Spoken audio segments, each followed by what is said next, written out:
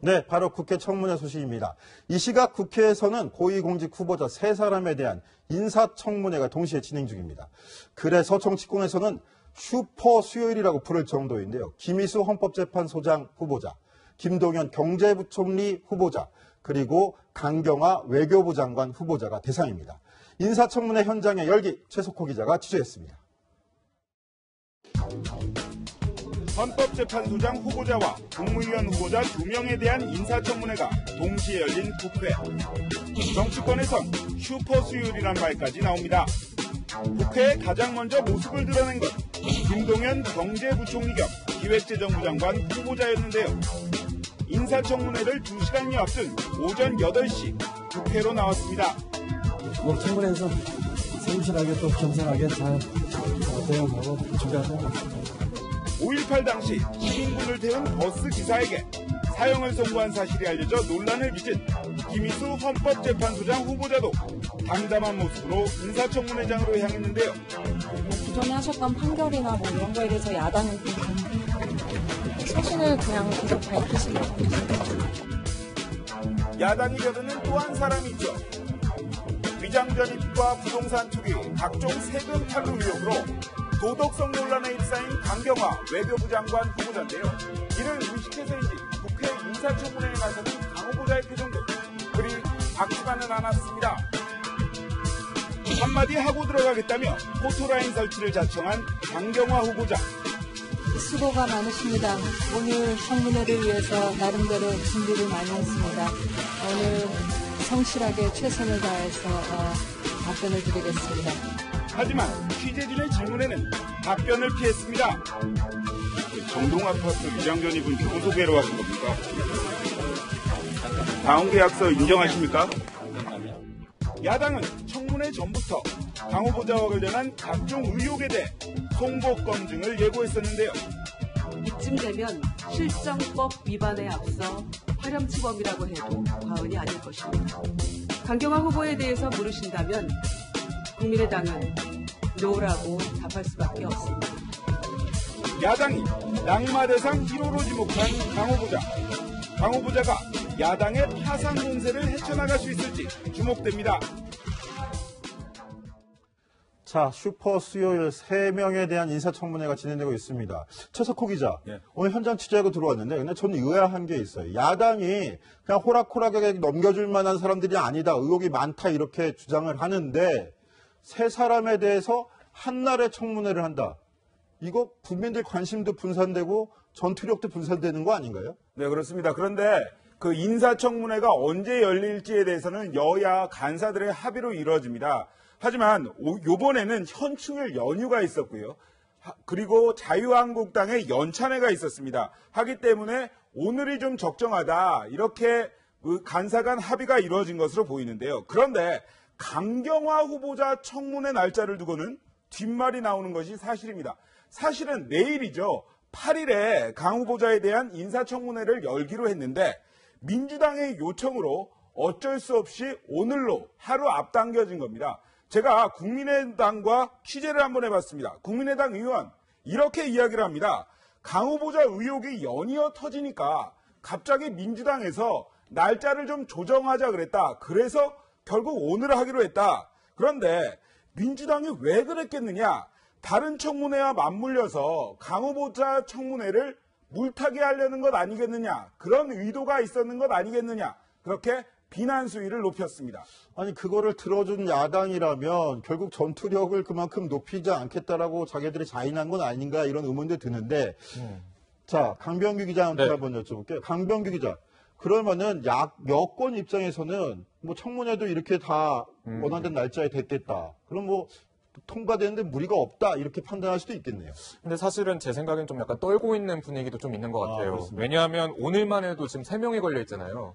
그러니까 아무래도 여기서 통과를 해야 그 다음 청문회도 좀 더 쉽게 통과하지 않을까. 하나의 그냥 첫 단추 같은 느낌이죠. 물론 총리가 이전에 통과를 했지만 그렇기 때문에 뭐 오죽하면 전병헌 정무수석이 오늘 아침에도 직접 그 야당들에게 전화를 걸어서 협조를 좀 요청했겠습니다. 아, 그렇군요. 네, 그렇습니다. 오늘 청와대 분위기는 좀 어떻습니까, 그러면? 뭐 일단은 뭐 슈퍼 수요일이라고 하는 그만큼 상당히 중요한 날이거든요. 그렇기 때문에 일단은 뭐 청문회 상황을 지켜봐야겠지만 일단은 최대한 야당들의 협조를 많이 구하고 있는 상황인 거죠. 네, 문재인 대통령은 오늘 약간 의연하게 뭐 하려던 현장 행보를 이어갔습니다. 소방서를 방문을 했는데요. 그 소방관 역할을 영화에서 수행을 했었던 유지태 씨와 함께 소방서를 찾아서 뭐 어린이 소방관들과 만나기도 하고. 바로 저 영상이죠. 그렇죠. 오늘 오전에 용산 소방서를 찾았던 모습이죠. 그렇죠. 문재인 대통령이 사실상 공공일자리 81만 개 공약을 했었잖아요. 그 일자리 중에 이제 소방관 증원 문제가 있습니다. 이 추경을 해야 가능한 부분이라 아마 국회를 압박하는 메시지이기도 할 텐데 유지태 씨와 함께 찾아서 어린이들과 함께 촬영을 하기도 배우 하고요. 유지태 씨는 왜 같이 갔나요? 유지태 씨는 그 영화 리베라메라는 영화에서 소방관 역할을 했었습니다. 그리고 소방관들의 그런 처우 개선에 대해서도 관심을 많이 표명했던 연예인이어서요. 아마 함께 가서 이런 행사도 함께 하고 또 실제로 그 소방관들에게 커피를 따라주고 노고를 이제 치하고 그 소방관이 눈물을 흘리지 않는 나라를 만들겠다라고 문재인 대통령이 발표를 하기도 했습니다. 문 대통령이 얼굴 패권이라고는 하지만 유지태 씨 옆에 있으니까 좀 얼굴이 죽는 분위기가 좀 나는 것 같아요. 그런 얘기해도 되나요? 제가 청와대 뭐 출입 기자긴 하지만 그냥 농담 삼아서 해봤습니다. 물론 정치와는 다르니까요. 예. 네, 청와대에선 세 사람 모두 낙마 대상은 아니다 이렇게 판단하고 있다 이렇게 소리들도 들어오는데요. 과연 그럴까요? 야권에서 낙마 1순위로 꼽고 있는 강경화 외교장관 후보자. 오늘 이런 해프닝도 있었습니다. 영상으로 만나보실까요?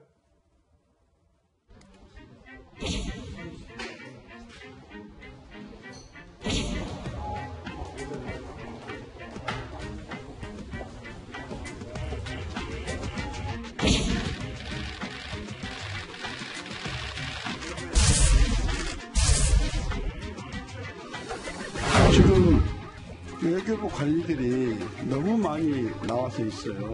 시험장에 마치 사전 들고 와서 시험 보는 그런 격이 돼가지고 시험장에 사전이 필요 없어요. 사전 가져와서 시험 봐도 안 되고. 청문 지원팀 실무 인력을 뺀 전 외교부 직원들은 즉시 회장에서 본연의 직무를 수행하는 것이 맞다고 봅니다. 마찬가지 뒤에 계실 필요가 없잖아요. 그죠? 회장해 주세요.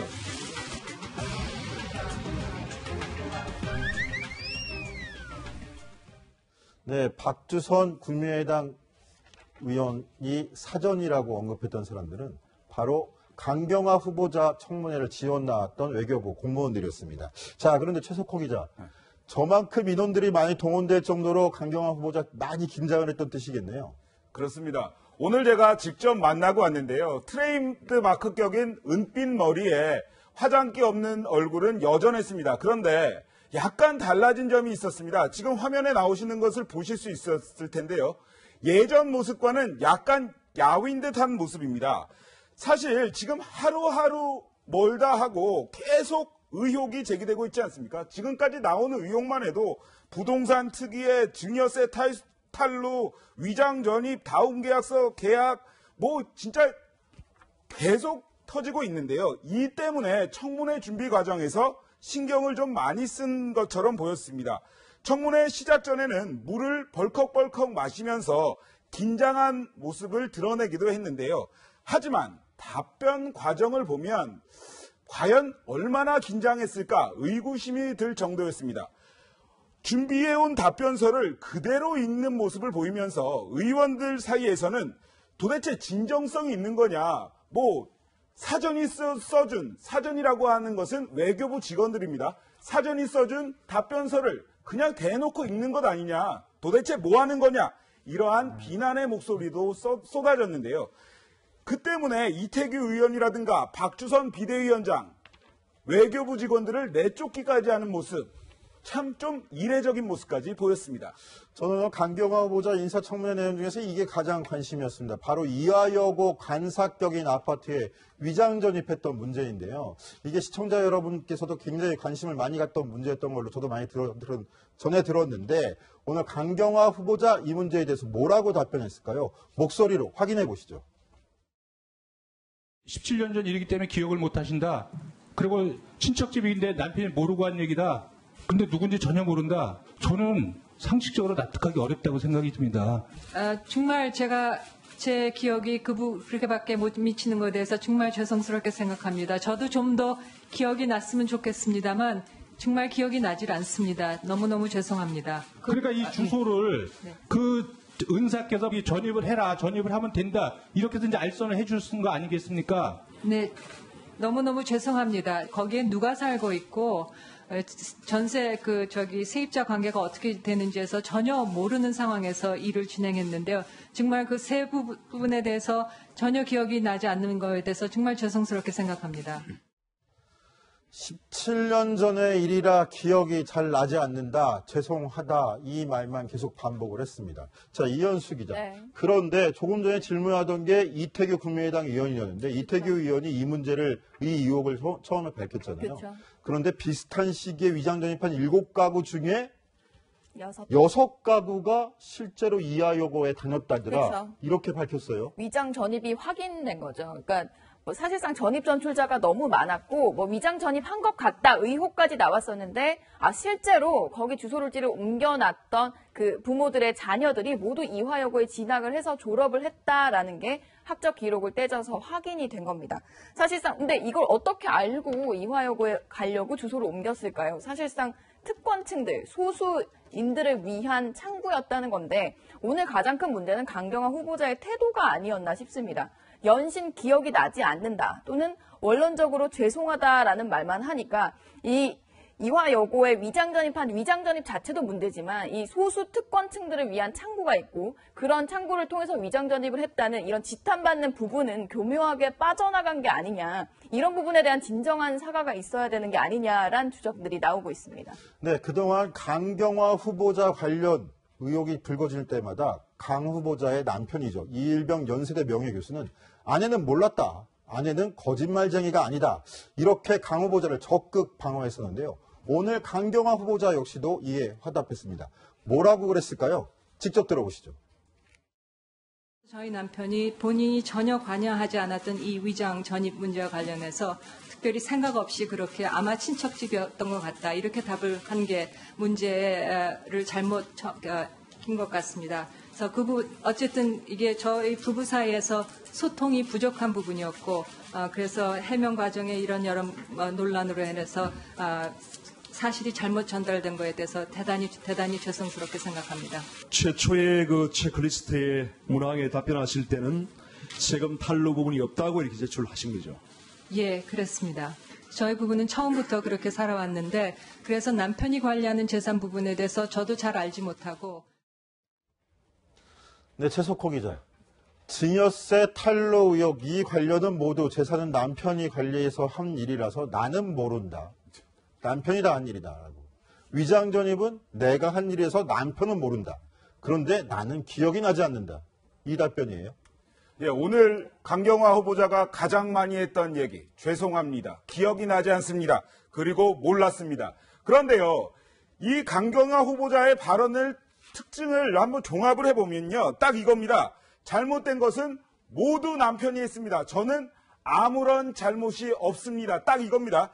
첫 번째로요, 위장 전입 관련해서는 남편이 제대로 모르고 청와대에 친척집으로 옮겼다, 이렇게 거짓 해명을 했다, 이거고요.